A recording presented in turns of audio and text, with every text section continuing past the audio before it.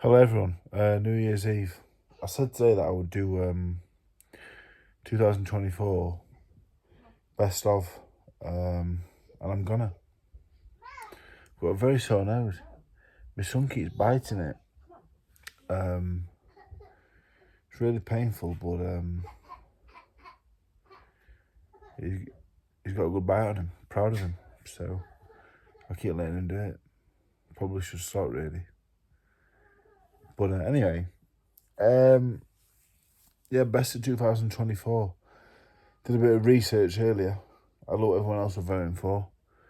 I looked through BoxRec. Boxer of the Year. I think there can only be one winner, really. Alexander Usyk. Box Fury twice, beaten twice, came undisputed.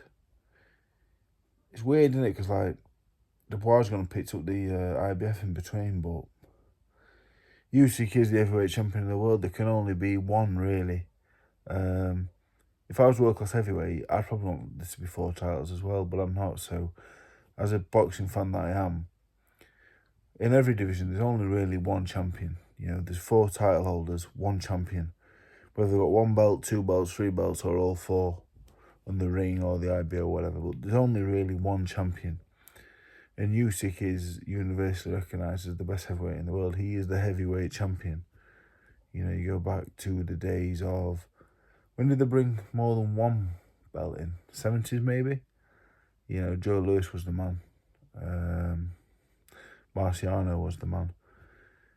Obviously got a bit more fragmented as the more organisations came in, but Usyk for me is the man. It was him or Fury. Him and Fury, whoever would have won them 2 fights this year would have been fighter of the year. You know, like we said about Dubois. Dubois had an unbelievable year. Domestically, fighter of the year. You can't really look much further than Jack Catterall, I don't think. He's had a fucking cracking year. I know I trained with him a bit biased and that, but beat Taylor, beat Prograis. He's on a cracking run, you know. They got him active, beat Linares the year before, Dara Foley. I know it's only 2024 we're talking about, but he's on a good run. Domestically, Dubois and Catterall, but Usyk's the man. And he ain't getting no younger either, is he? Do you know what I mean? What he's doing is unbelievable, really. He's beating up another older fella as well in Fury, but what he's doing, I think Tim Bradley saying that he's not one of the all-time greats, but how can he not be? He's done everything that Holyfield did, and without getting beat. Against naturally bigger men. I think Usyk has to be in the discussion as one of the best of all time. I wish he'd pack up, to be honest. I don't want to see him box Dubois again, or Dubois Parker winner again. I'm not really bothered for that. Josie Parker messaged me the other day, just saying well done for my fight, which was nice. He's a nice fellow, Parker. I've met him a few times. He's sound. Don't even know why I've gone off on a tangent there. So yeah, my fight of the year is going to go to Alexander Usyk. Domestically, Dubois and Jack Catterall. Next up, what else were people saying? Young fighter of the year. Again, as everyone knows who watches the channel, who watches this weekend's boxing, I'm not a huge watcher of boxing in America and abroad, really, because it's at the wrong time for me.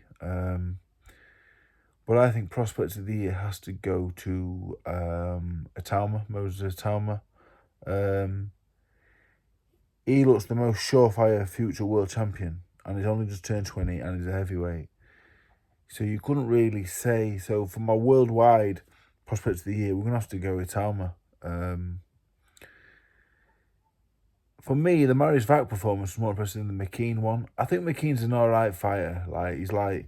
McKean's someone who is around my level, you know, like me, Gorman, Clark, Fisher. McKean probably slots somewhere in that little domestic bracket, I think. So I wouldn't get too carried away about Atauma beating him, because he's a big handful, do you know what I mean? But if he did that to me, I'd be more impressed in doing that to me than McKean, even though McKean's probably more highly rated, because McKean is there to be it and took out. But it's a good result nonetheless. The Marius Vac one really impressed me, because Marius Vac might be 44. He might look like shit on the eye at the minute because he's a bit older. I can't say no because I've got the worst body ever, but Marius Vac, even at this point, is still a fucking tough old handful. Took Clark 10. You know, not many people go straight through Vac like Itama did. The white one really impressed me, more so than the McKean result. But Itama was the real deal. It's the way he carries himself. Like, I see him away from the cameras. He's got a confidence. He just never. It's just, you know, it's unheard of and unseen at that age. I think he's the real deal. Interesting. You got Jalovov, the Olympic gold medalist, 2-time Olympic gold medalist. Jalovov's the real deal. Jalovov Itama. That's an unbelievable fight. Itama's got all the fanfare behind him. He's British. You know, he puts on these big shows, but Jalovov's a problem. And Anderson, who Bacoli beat, I still think he's going to be world heavyweight champion. I still think he will be. Jalovov, Itama, and Anderson will be running heavyweight boxing, I think, in the next probably an 18-month, 2 years, really. Dubois aside, everyone else really now is on the way out. You know, the conveyor belt, you know, is ticking. And Usyk, Fury, Joshua Wilder, they're all done and gone soon. Zhang probably as well. Bacoli's younger than you think. Interesting times. My prospect of the year is Itama, and domestically, I am biased, but we're going to give it to Cameron Vong. There's loads of good prospects out there, loads of them. You know, the likes of Johnny Fisher, your likes of Vizioli, Janae Boston's a cracking fighter. Who are the other kids I've been watching? Ibrahim Solomon, he looked cracking last time, looked brilliant, to be honest. There's loads of them, but I want to give it to Cameron Vong purely on the age of him. To watch Gavin Gwynn, he stepped up. A lot of people had him losing, a lot of people had him winning, a lot of people had it a draw. Say what you want, he's my mate, so I'm giving him the award, to be honest. Yeah. So we're going to give it to Moses Talma, and we're going to Cameron Vong domestically. Prospect of the year. Now, fight of the year.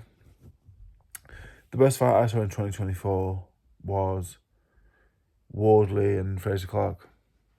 I genuinely think it was. I thought me and Fisher was a good fight, but I think that was It was just there was up and down. He didn't know which way it would go.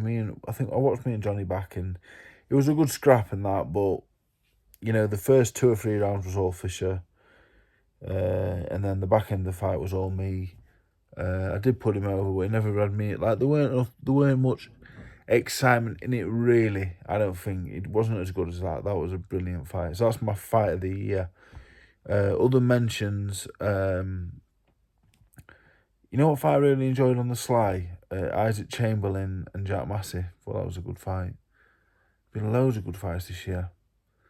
I should have written them down because I forgot them now. McKenna Joe Laws was a brilliant 3-round fight. Fight of the year, they're going to go Wardley and Clark. And now, breakout, what do I think will happen next year? These are my predictions. 2025, I think Moses Talma will become heavyweight champion of the world. I would avoid Jalovov like the plague, though. That's one prediction. Number 2 prediction, I personally, yours truly, will become British champion in 2025. That's prediction 2. Prediction 3, fight of the year next year will involve Joe Howard, a kid that I manage. That I'm pretty sure of. They're my predictions. Yeah, I should have written more stuff down earlier when I was doing my research because I've totally forgotten that. My nose is killing. But that was the year in review. It was a shit review, really. But I said what I wanted to say. Good day and good year to you all.